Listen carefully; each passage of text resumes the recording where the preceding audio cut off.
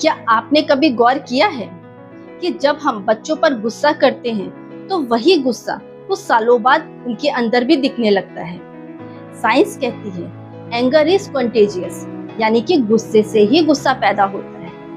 नमस्कार, मैं हूँ पूजा गौतम, एक सर्टिफाइड पेरेंटिंग कोच, और हम आज एक ऐसे मुद्दे पर बात करेंगे जो हर घर में कॉमन है, वो है गुस्सा। हर पेरेंट्स कभी ना कभी सोचता है कि मैं काम रहना चाहता हूँ, लेकिन बच्चा बार बार वही गलती करता है तो गुस्सा आ ही जाता है। लेकिन सच्चाई ये है कि गुस्सा एक साइकिल है, और अगर इसे तोड़ा नहीं गया तो जनरेशन टू जनरेशन चलता रहता है। जब भी कोई पेरेंट्स अपने बच्चे पर चिल्लाता है या गुस्से में सजा देता है तो उस वक्त शायद तुरंत थोड़ा सा रिलीफ लगता है कि बच्चा मान गया, लेकिन न्यूरोसाइंस कहती है कि उस पल बच्चे का दिमाग लर्निंग मोड से हटकर सर्वाइवल मोड में चला जाता है। या तो वो डर के चुप हो जाएगा या अंदर ही अंदर रिबेलियन जमा करेगा। रिसर्च ये भी बताती है कि जिन बच्चों को हार्श वर्बल डिसिप्लिन का सामना करना पड़ता है उनमें एंजाइटी और अग्रेशन का लेवल ज्यादा होता है। यानी अगर हम सोचते हैं कि गुस्से से बच्चा डिसिप्लिन सीखेगा तो हकीकत में हम उसके अंदर फियर और एंगर को फीड कर रहे होते हैं। इस साइकिल को समझने के लिए एक एग्जाम्पल लेते हैं। मान लीजिए बच्चा होमवर्क नहीं कर रहा। पेरेंट्स गुस्से में कहते हैं तुम कभी सीरियस ही नहीं होते। बच्चा उस पर चुप हो जाता है, लेकिन कुछ देर बाद या तो फिर वही बिहेवियर दोहराएगा या फिर चिड़चिड़ा हो जाएगा। यही साइकिल है, पेरेंट का गुस्सा, बच्चे का रेजिस्टेंस और फिर गुस्सा। साइकोलॉजी में इसे मिरर न्यूरॉन कहा जाता है। बच्चे नेचुरली वही इमोशंस को कॉपी करते हैं जो घर में देखते हैं। अगर रोज के कॉन्फ्लिक्ट में लाउड वॉइस और एंगर डोमिनेट करते हैं तो बच्चा वही सीखता है कि प्रॉब्लम सॉल्विंग का तरीका गुस्सा है। यही कारण है अक्सर हम सुनते हैं कि बच्चा बहुत छोटा है लेकिन बहुत चिड़चिड़ा है।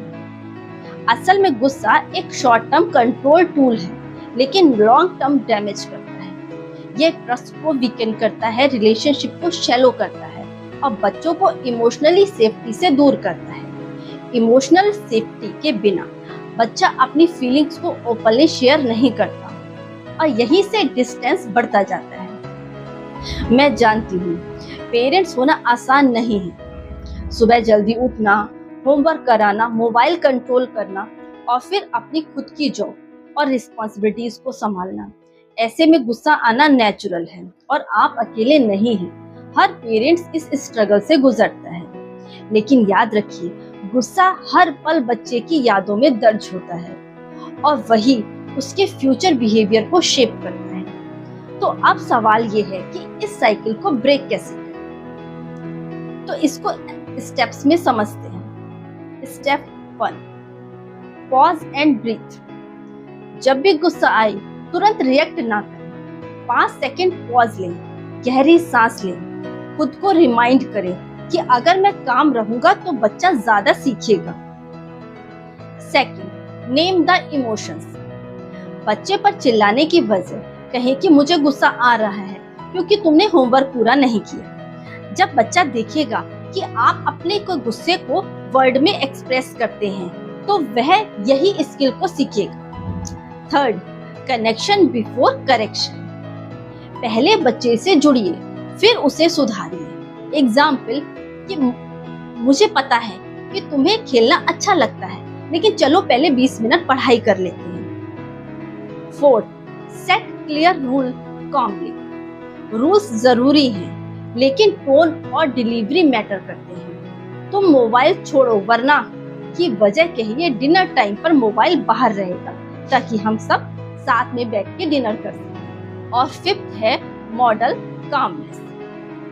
बच्चा वही सीखेगा जो आप करेंगे। अगर आप कॉन्फ्लिक्ट के बीच शांत रहना सीखते हैं तो वह नेचुरली वही बिहेवियर को अडॉप्ट करता है। उससे गुस्सा ही पैदा होता है और कामनेस से अंडरस्टैंड। पेरेंटिंग की असली ताकत कंट्रोल नहीं, कनेक्शन में है। जब पेरेंट्स काम रहते हैं तो बच्चा स्ट्रॉन्ग बनता है। आज हमने समझा कि गुस्सा एक साइकिल है जो जनरेशन टू जनरेशन चलता है। यह बच्चे को सीखने की बजाय सर्वाइवल मोड्स में डाल देता है और उसके अंदर एंजाइटी और रिबेलियन बढ़ता है। सॉल्यूशन है पॉज लेना, इमोशंस को नाम देना, कनेक्शन बनाना, काम रूल सेट करना और खुद एग्जाम्पल बन जाना। साइकिल तभी टूटेगा जब हम कामनेस को चूज करें। अगर आपको भी ये वीडियो हेल्पफुल लगे तो इसे लाइक करें और उस पेरेंट के साथ में शेयर करें जो अक्सर गुस्से की इस स्ट्रगल से गुजरते हैं। और चैनल को सब्सक्राइब करना ना भूलें ताकि मैं आपके लिए और भी साइंस बैक्ड पेरेंटिंग टिप्स लाती हूँ। याद रखिए, जब आप साइकिल तोड़ेंगे तभी आप अपने बच्चे के लिए नया रास्ता खोलेंगे।